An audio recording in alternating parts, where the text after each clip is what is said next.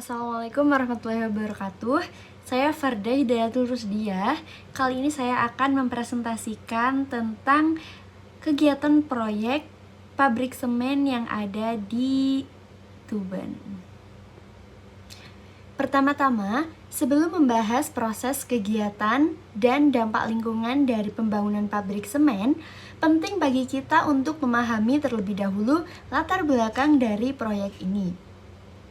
Seiring dengan pertumbuhan jumlah penduduk dan pembangunan infrastruktur di Indonesia, kebutuhan akan bahan bangunan juga terus meningkat secara signifikan. Sektor konstruksi menjadi salah satu pendorong utama pertumbuhan ekonomi, baik untuk proyek skala kecil seperti perumahan rakyat maupun proyek besar seperti jalan tol, jembatan, bendungan, dan kawasan industri. Di tengah perkembangan tersebut, semen menjadi komponen kunci yang digunakan hampir di setiap proyek pembangunan fisik. Permintaan terhadap semen yang terus meningkat menuntut adanya peningkatan kapasitas produksi di tingkat nasional. Ketergantungan terhadap pasokan yang ada saat ini dinilai tidak mencukupi, sehingga dibutuhkan pembangunan unit produksi baru untuk memenuhi kebutuhan jangka panjang.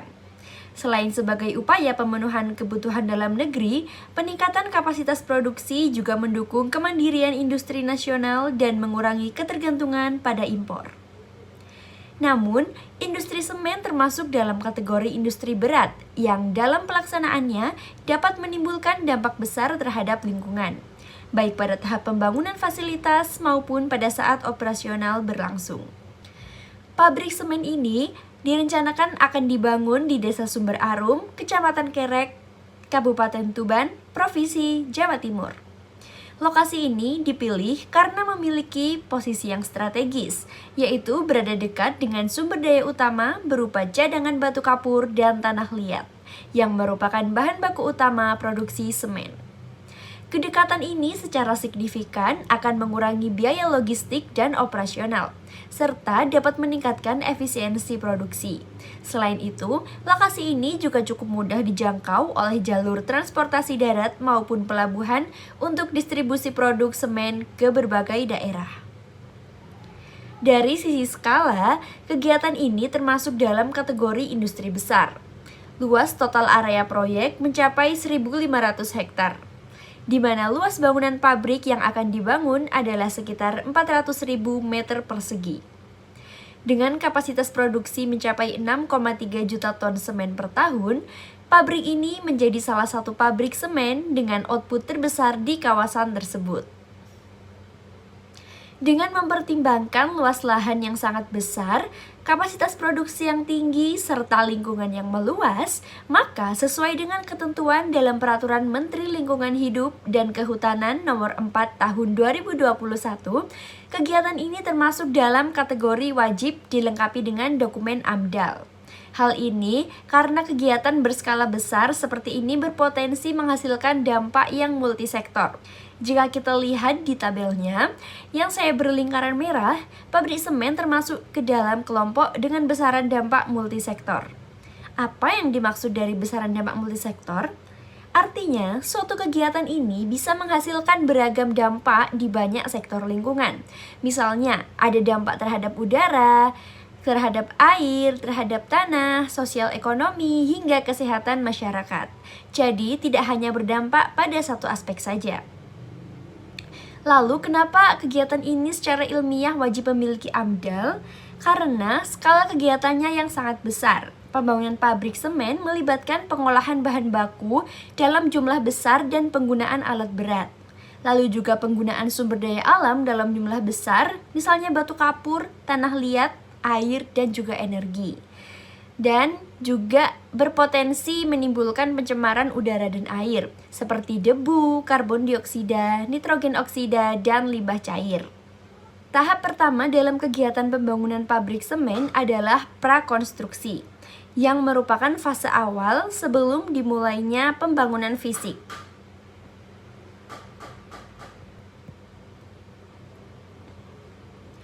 Tahap pertama dalam kegiatan pembangunan pabrik semen adalah prakonstruksi, yang merupakan fase awal sebelum dimulainya pembangunan fisik. Pada tahap ini terdapat dua jalur utama aktivitas, yaitu pembebasan lahan serta survei perizinan dan pengukuran.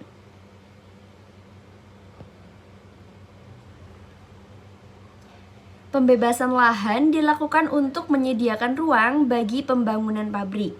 Proses ini seringkali melibatkan pemindahan penduduk dan perubahan kepemilikan lahan, yang menyebabkan sejumlah dampak sosial yang signifikan.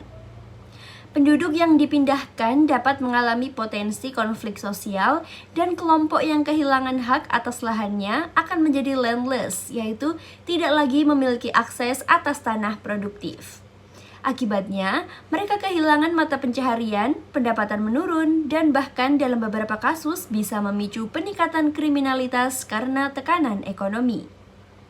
Selain itu, pembukaan lahan seringkali menyebabkan pembukaan kawasan hutan secara besar-besaran. Hal ini menimbulkan gangguan pada ekosistem lokal, seperti terganggunya habitat satwa liar dan rusaknya keseimbangan lingkungan. Sementara itu, di sisi teknis dilakukan kegiatan survei, perizinan, dan pengukuran, termasuk pengukuran lapangan serta pembukaan akses lokasi.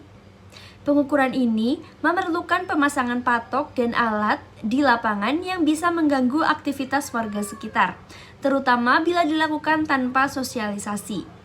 Pembukaan akses jalan menuju lokasi proyek berisiko menyebabkan erosi dan gangguan terhadap habitat alami. Jadi, meskipun belum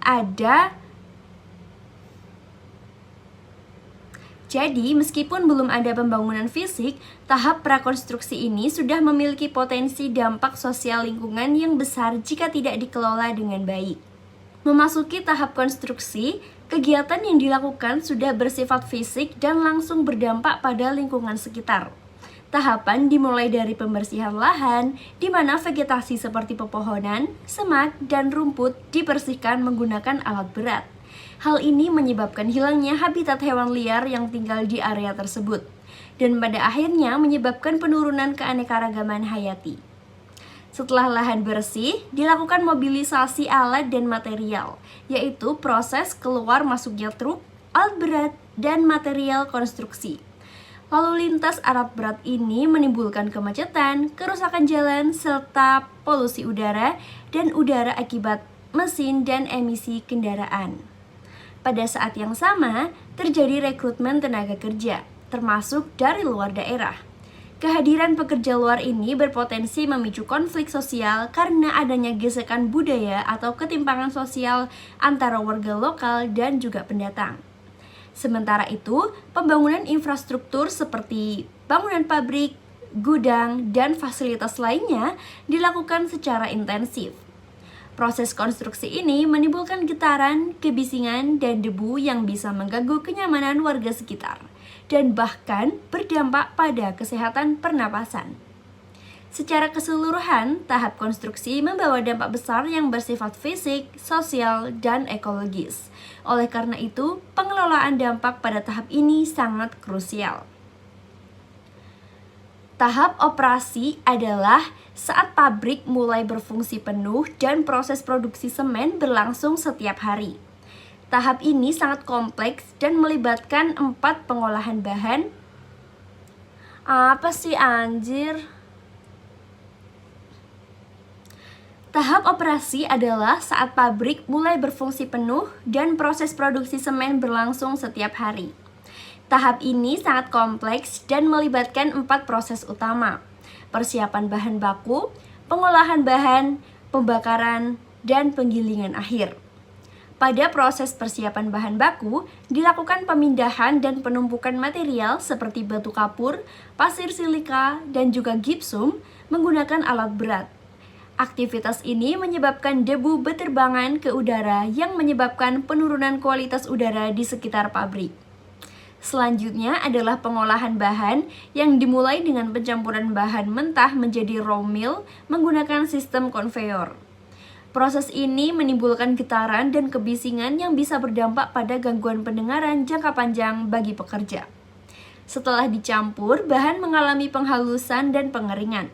Pengeringan dilakukan menggunakan udara panas yang dipanaskan oleh energi dari batu bara atau bahan bakar lainnya yang proses ini tuh menyerap energi dalam jumlah besar dan menghasilkan emisi gas ke atmosfer yang menambah potensi pencemaran udara. Proses berikutnya adalah pembakaran yang terdiri dari 3 tahap, yaitu preheating, pembakaran dalam kiln, dan pendinginan klinker. Pada tahap preheating, raw meal dipanaskan hingga 800-900 derajat Celcius untuk mengurangi kelembapan. Lalu dalam kiln, bahan dibakar pada suhu sekitar 1450 derajat Celcius hingga berubah menjadi klinker, bahan utama semen. Tahap ini menghasilkan emisi gas CO2 yang sangat tinggi, yang menjadi penyumbang besar terhadap perubahan iklim global. Setelah keluar dari kiln, klinker perlu didinginkan. Pendinginan klinker dilakukan dengan menyemprotkan udara besar-besaran sehingga suhu tinggi menyebar ke area terbuka dan menimbulkan risiko keselamatan kerja dan panas lokal. Terakhir, klinker digiling pada tahap penggilingan akhir bersama gipsum hingga menjadi semen jadi. Mesin-mesin penggilingan seperti finish mill menghasilkan getaran dan suara bising yang tinggi, serta melepaskan partikel debu ke udara. Hal ini menjadi sumber polusi udara dan suara yang mengganggu kenyamanan warga. Terima kasih, itu saja yang dapat saya sampaikan pada presentasi kali ini. Untuk kurang lebihnya saya mohon maaf. Wassalamualaikum warahmatullahi wabarakatuh.